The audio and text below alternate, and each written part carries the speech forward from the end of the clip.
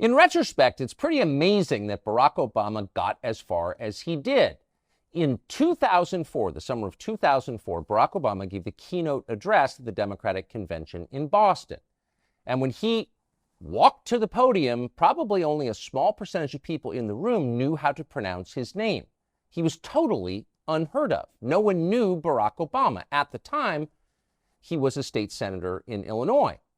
4 years later, he once again spoke to the Democratic Convention, but this time as the nominee. Meteoric doesn't begin to describe it. How did this happen? Well, the outlines are fairly well known, though rarely talked about. A small group of Democratic donors, mostly in Chicago, decided that Barack Obama was their guy. He was the vessel for their ambitions. They paid for his campaign. They paved the way for his rise. He spent 2 years pointlessly in the United States Senate preparing to run for president in 2008, and of course, in the end, he won. But the question was, who was this man? Where did he come from? What did he spend his life doing before he became president of the United States? Well, the news media, whose job it is to answer those questions, spent the entire 2008 campaign trying to keep you from knowing the answers. By Election Day, most Americans knew only one thing about Barack Obama, other than he was handsome and a good communicator: hope and change. But they knew nothing about him, his origins, what he believed, and legitimate questions about those facts were turned away, as they often are, with the claim, "That's a conspiracy theory. You're crazy. Shut up." One of the most interesting moments in the 2008 campaign occurred when a man, like Obama himself, came from out of nowhere to recount his experiences with Barack Obama, the man. His name was Larry Sinclair, and he told an amazing story. He said that in 1999, he had encountered Barack Obama in Illinois, had sex with Barack Obama, and then used cocaine with him. Sinclair went on to make these claims publicly at the National Press Club in Washington, to sign a sworn affidavit, and to take a lie detector test. But he was dismissed. In fact, he was attacked. Obama shills like Ben Smith of Politico batted the claims out without refuting them. They're absurd. And the rest of the media followed suit. But the claims weren't absurd. We're not claiming they're true, but they were certainly credible. This was a first-hand account of Barack Obama's behavior by someone who was willing to sign a sworn affidavit to that effect. So the question is, whatever happened to Larry Sinclair? What's his life been like since? That's an interesting story. It turns out Larry Sinclair is still alive. He lives in Mexico. But today, he's in our studio, and we're happy to have him. Larry Sinclair, thank you so much. Thank you for inviting me. Where did you meet Barack Obama? It was by accident. I was in the Chicago area in '99 for Lee Duke's graduation from the Naval Academy. Who's Lee Duke? He's basically my godson. Okay. I had hired a limousine service. I'm sorry to interrupt. Did you live in Chicago then? No. I was actually living in Colorado. I had flown in the night before. Okay. So had hired a limousine service, had made the driver aware that if Lee couldn't leave the base, because once they graduate, some of them actually get their assignments and they're shipping out and they can't leave the base, that I was still interested in going out. And had asked the driver if he knew anybody that was available that might want to show me, Chicago. And he said he did. So who was the driver? His name was Jamir Motani. It was with 5-Star Limo. So you're just a guy who's in town for the night, and it sounds like you're looking to party, actually. Yeah. That's what you're really saying.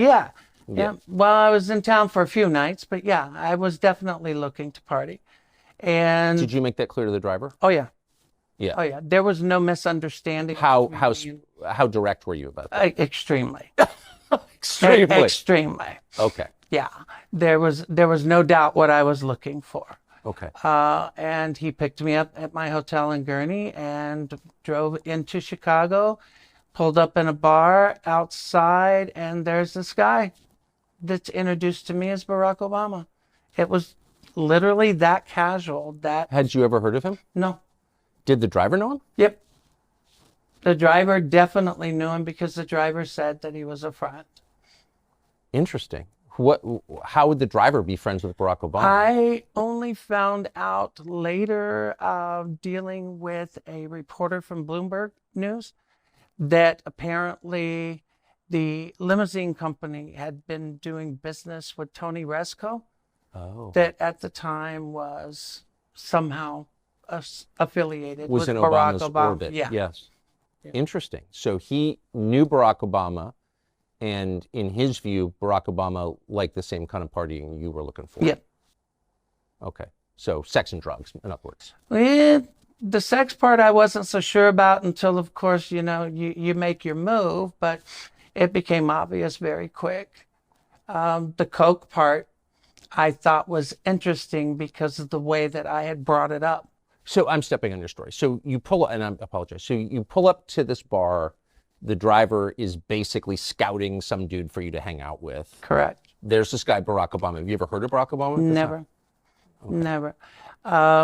We're having drinks. I mentioned the fact that I could use something to wake up. I was extremely exhausted. So you went into the bar? Yes, sir. What kind of bar was it? I'm trying to remember. I've been trying to remember the name. I know that the glasses had 3 X's on them, because I remember taking one home for a friend of mine. What, but I mean, generally characterize it. Was it working class bar, no, gay bar, upscale, strip bar? It was upscale, quiet. Wasn't really that really didn't have a lot of energy to it. It was more relaxed, more like a lounge as opposed to somewhere where people would go and get loud and crazy. Yeah.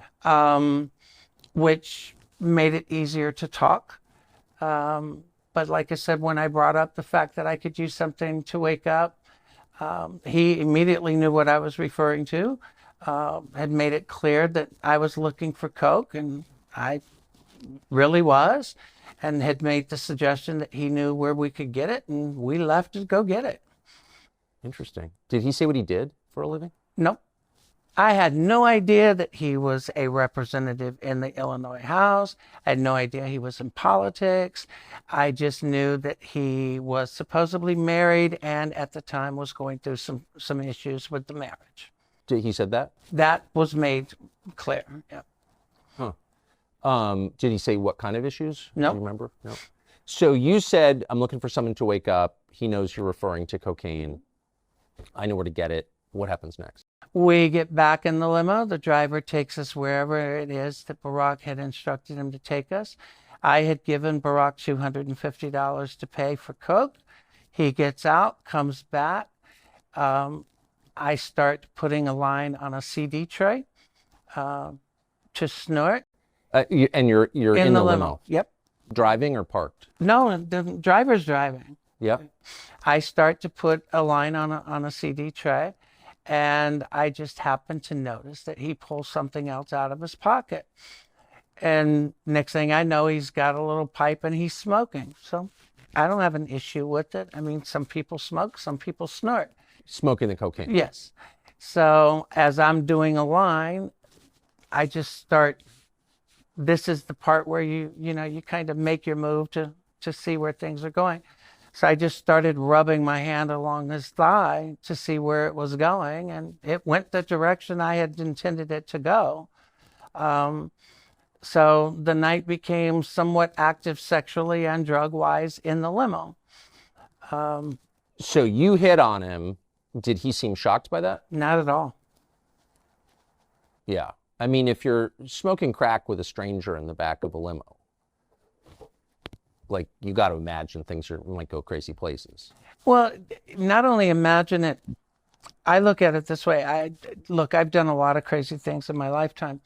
I'm a pretty good judge of character, and I pretty much know whether or not I can move in a certain direction with an individual.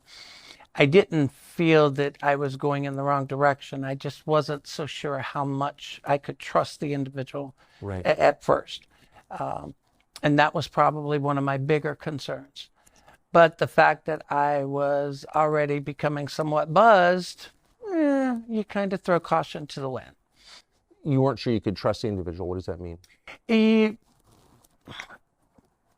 when you meet someone out of the blue and you go to a level that you're doing drugs with, or you're giving money to purchase drugs, or even for sexual activity, you have to be sure that you can trust them. And when I say trust, I mean that you're not going to end up being robbed, or that you're not going to end up having a knife stuck into you, Right. you know, from one direction or another, or that you're not going to pull up somewhere and all of a sudden the car door is going to open and you got 5 people pulling you out of it. Totally. That's what I mean when I say trust someone. And you've been around at this point in your life, big time. Yeah. Right.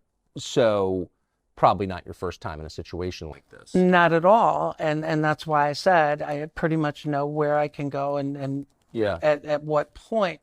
So you start rubbing his leg, and I think, I'll just be totally blunt with you, like a man who's not into gay sex would be like, whoa, settle down. Trust me, if it was something that you were not interested in, and you're right, I've had guys that I read wrong that would literally try to break your hand. For sure. If you went in that route. So it's not like this was something that he wasn't into. It's not something that he was shocked by. Shocked by, you don't get excited and you don't unbutton your pants and you don't just sit there and let it happen.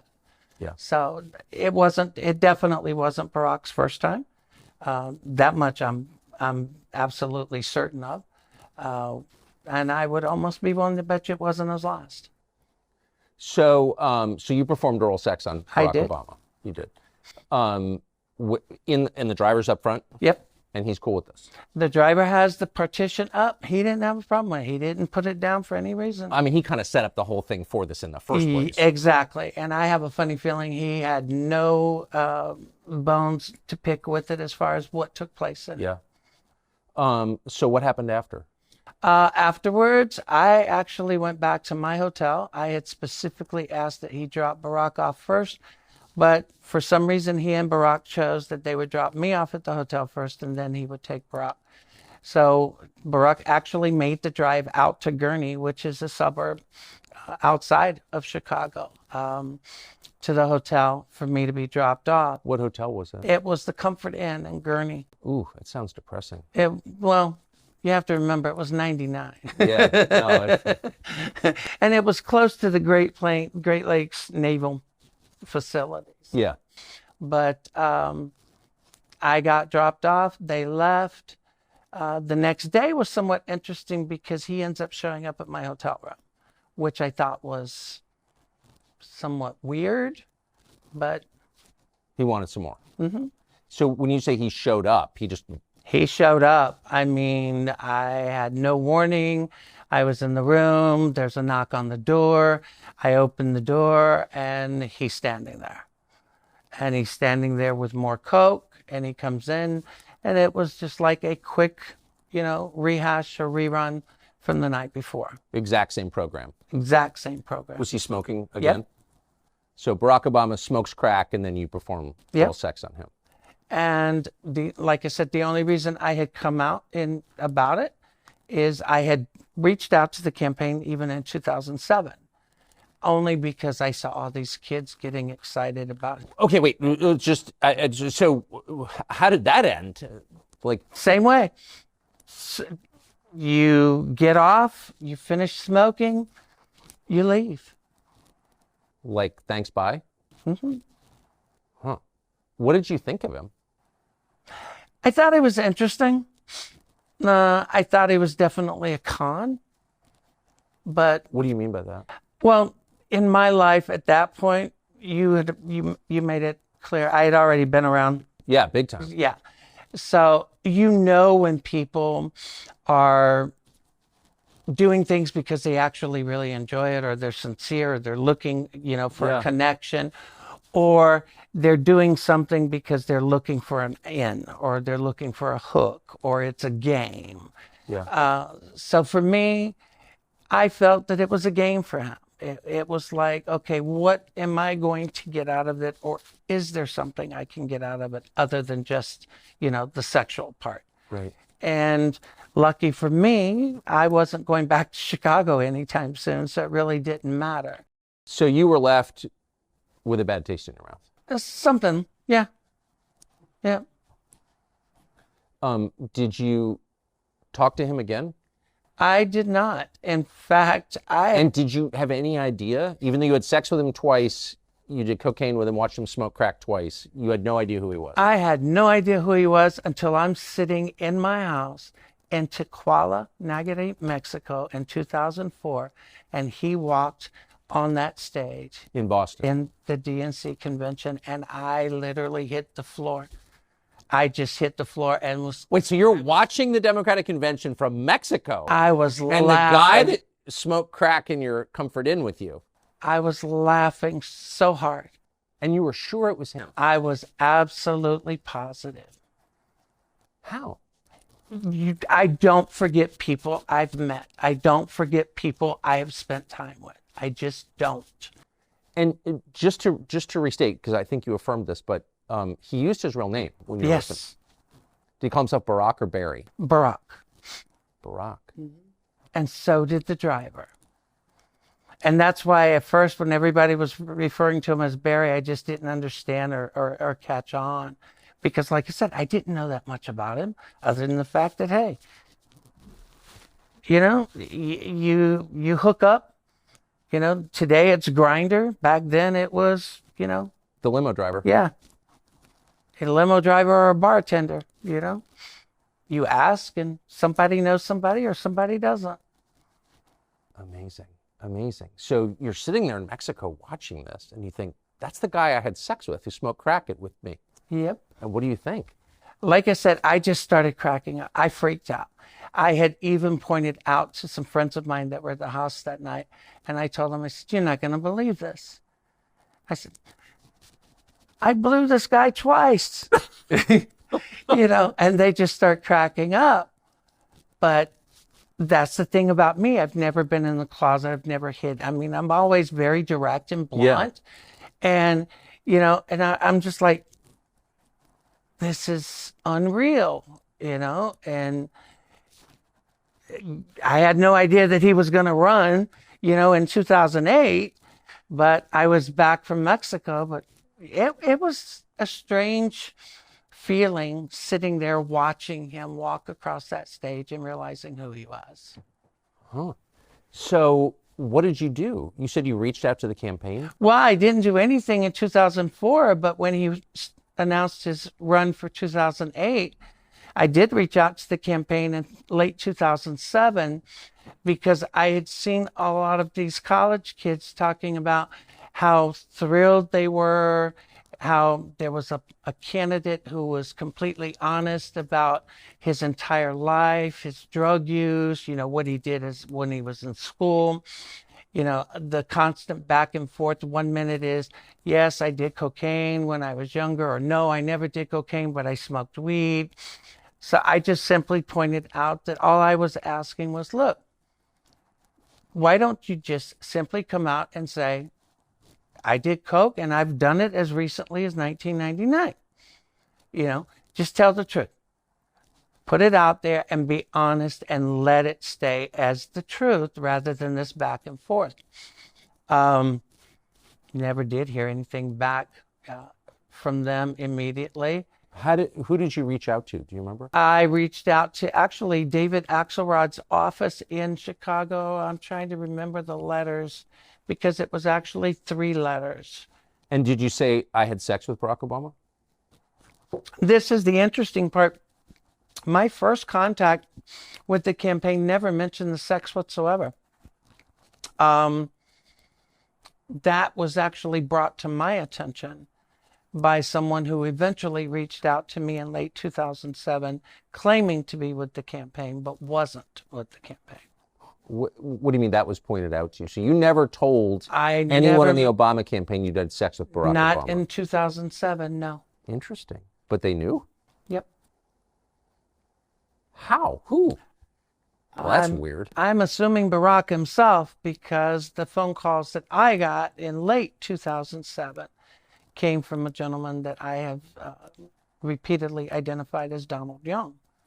And it was Donald Young who had mentioned to me that the campaign was not going to acknowledge the sex and the drug interaction And I was somewhat taken back because, like I said, I had never mentioned the sex to the campaign at all at that point. I had in 2008, but I had not in 2000. Okay, that is amazing. And I want to get to who Donald Young was in just a minute, but I apologize for being a bad interviewer, but let me just ask the obvious question, which, what was Obama like on crack? Actually, and I hate to say this because some people are going to think I'm really crazy. I knew a lot of people that smoked it because I was in Miami in the early 80s when it became quite popular. Similar to a friend of mine that I knew in Miami, gets extremely high, calm, almost euphoric. And then as it starts to come down, you know, the twitching and the looking, anything that looks white that's sitting on the seat or the floor, you assume is another piece that fell off that, you know, you can pick up and smoke. But while he was high, pretty much the same. Pretty controlled. Pretty controlled, euphoric, talkative, but not really saying anything. So it was like his presidency. A lot like it. Was it your impression, and of course you would, strictly speaking, no, but was it your impression that this was the first time he'd ever smoked crack? No. No. You don't, first of all, you don't buy crack, get in a limo, and have a pipe in your pocket if it's the first time you smoke crack. Yeah. You just don't. That makes sense.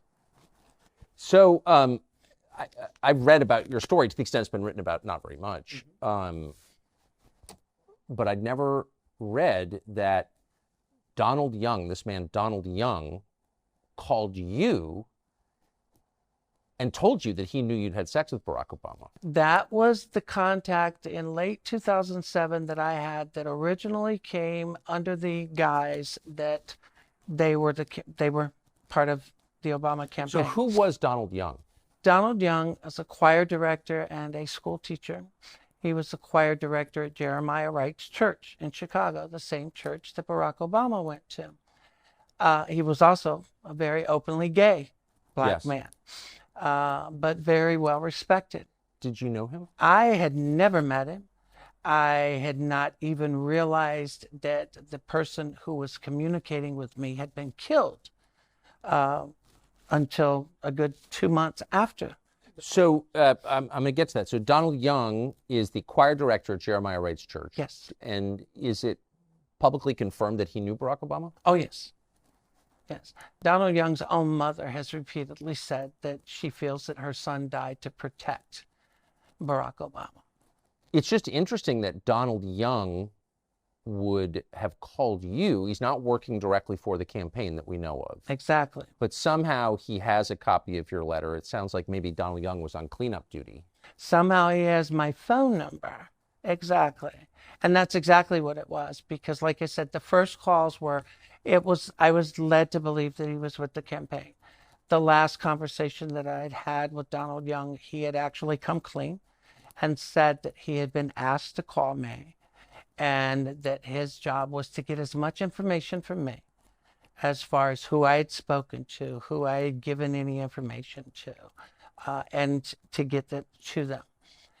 He had told me to be careful, to watch myself, and to understand that the Barack Obama campaign was not in any way, shape, or form going to acknowledge anything or come out about anything.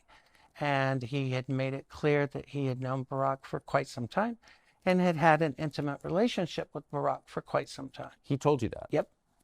And that's when I knew that I could at least trust what I was being told. Originally, I had made it clear I didn't feel comfortable with the phone call because something just didn't seem right. But after a couple of calls, it started to all fall into place. And I had said the same thing to myself. Wait, so you didn't know Donald Young existed? Nope. It sounds like you're not very political anyway. You weren't. I wasn't at the time. And you were just annoyed that Obama was talking about cocaine and lying about it. I was extremely annoyed. But the sex part had nothing to do with it. No. Then Donald Young, who you don't know, never heard of, calls up and says, by the way, I know you had sex with Barack Obama. I did too. Yep. Pretty much. I mean, this is a longer conversation, which we're going to have in a minute, but I mean, Obama has a wife and kids, and he's telling America what a great family man he is. Is that, maybe you've seen this a lot? What do you think of that? Well, you know, in 2008, I made it clear that Obama was having marital problems in 99, and everybody in the world said that I was crazy, didn't know what I was talking about. And yet, what was it, 6 months ago, Barack Obama comes out and tells the world that exactly what I said was the truth. In 1999, he and Michelle came very close to divorce. Really. 15 years later, what I say is the truth, but 15 years earlier, I'm a liar and a fraud. It's interesting how things eventually come out. But yes, believe me, I've known guys that were completely happily married that will screw around with another man on a weekly basis and think nothing of it. Huh. Is it your sense that that's who Obama is, just transactional, or that he's bisexual, or like, what is this? No, my feeling that Barack Obama is probably, he's definitely bi. I think there is a lot of transactional qualities to him, because I think whatever he does, it is looking for a hook or looking for a benefit. Yeah. That's consistent with his public persona too, I would say. So Donald Young calls you, you actually end up, sounds like you kind of like and trust Donald Young. I did. Did he say how long he'd had a relationship with him? He had just said that they had been intimate for years. Intimate for years. And what happened to Donald Young? Donald Young was shot dead in his apartment, second floor in Chicago, Illinois. I think it was December 23rd of 2007. According to the police report and the death certificate, multiple gunshot wounds, close range, no forced entry, second floor apartment, yet not a single resident in the building heard a single shot, but yet they can hear every shot that's fired in the street outside. Jeremiah Wright announces that Donald Young's dead earlier that morning, even before it was announced, even before he was declared dead. I mean, a lot of it just didn't make sense. This is all public, and you can look this up, and it's still on the internet. Tell us about Donald Young's mother. Norma Jean Young actually is a former Chicago Police Department employee. Really? Really. She had worked for the Chicago PD. I had spoken with his sister Lorraine shortly after I realized that he was the gentleman that I had been speaking with. There were people at the time that were attempting to have Lorraine and other members of Donald's family file criminal complaints against me with Chicago because they wanted me arrested. They were trying to get the family to say that I was trying to con them or something. To my knowledge, they never did any such thing. But at the same time, I continue to respect Lorraine and the rest of the family. But Mrs. Young had finally come out and told David Nelson, who was a reporter that I knew out of Minnesota, that she was convinced that Donald had been killed, that his death was to protect his friend Obama. And she confirmed that they had, in fact, been extremely close for years. I mean, did she confirm that they'd had sex, Obama and Donald Young? Her confirmation wasn't referencing, or she did not specifically say that they were sexually involved. She just simply said that they had been intimate friends for years. But she believed the Obama campaign was responsible. She believed that his death was due to protecting Barack Obama. And I made the same argument that people said, well, how are you accusing Barack? I said, I'm not accusing Barack of anything. But I said, I'm willing to bet my life that Barack Obama and Jeremiah Wright both know or have knowledge of who killed Donald Young. There is no doubt in my mind about that. Well, this was a guy who was clearly going to be the next leader of the world. You know, people kill each other over insurance claims, over bar fights. You know, there's a lot at stake here. I have no knowledge of this. I'm not alleging a murder by the Obama campaign or its allies, but it's not. It's not a crazy thing to wonder, obviously. No, and the only thing after I realized what had happened with Donald Young, the only thing I had ever asked was the same thing that I had done. And I said, you know, if you want to accuse me of being crazy, you know, release your phone records. You know, turn over your phone records from your phone in '99. Turn over your phone records for the last year. I mean, it's that easy. If you've got nothing to hide, it's not like they're going to be made public. Turn them over to authorities. Let them investigate. Let them look. But no. So now seems like a fair time to ask about your motive. So your initial motive was you were annoyed because you believed or you knew that Obama was lying about his drug use. Right. But then after the Donald Young exchange, where he brings up the sex that you had with Obama, what was the point at which you decided, I'm just going to bring this to the country? I'm going to go public. Well, in January of 2008, after having contacted the campaign yet again, I had decided, you know what? Screw it. I'm just going to make a YouTube video and put it up, which I did. It wasn't because I was looking for anything out of it. In fact, if I had even stopped long enough to anticipate the blowback and the consequences of speaking out, me being me, it probably would not have stopped me. It might have slowed me a little bit, but it would not have stopped me. But I figured if you're going to call him out, you can't call him out on part of it. And people said, well, why didn't you just talk about the drug use and leave the sex out? And I said, because if I said he just used drugs and then you found out later it was drugs and sex, you would accuse me of lying because I didn't mention the sex. So my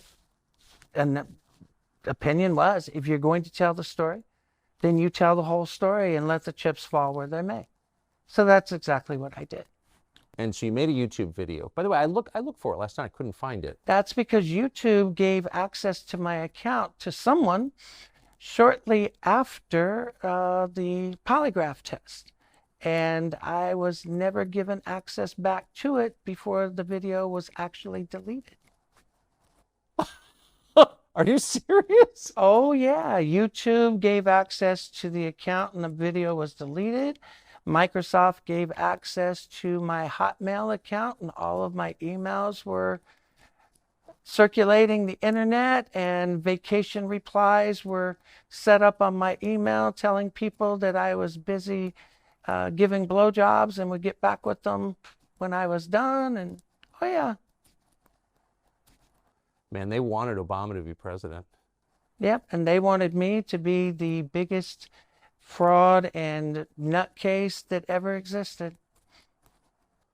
So I got to ask you, I mean, you know, I wasn't there. I could only assess what you're saying. I don't see any obvious motive for you for gain, financial gain. You're not going to get rich doing this. And in fact, you haven't. You've gotten impoverished as a result of it. But like, if I'm a reporter, well, I was a reporter at the time. I remember thinking, well, that's an interesting story. But it seemed like nobody in the media wanted to follow up with you. And some people, like Ben Smith at Politico, who's a liar and a shill posing as a journalist, I reread the piece last night that he wrote saying, oh, it's ridiculous. Right off the first graph, it's ridiculous, these claims. Well, I think I have an answer for why a lot of reporters did not want to follow up. And I think it would have something to do with what David Axelrod told a old Chicago Sun-Times reporter, or no, a Chicago Tribune reporter, John Crutzen. Axelrod had been a reporter in Chicago before he went into politics. Well, John Crutzen worked for the Chicago Tribune, and John Crutzen actually came to Duluth, Minnesota and sat down with me and talked with me.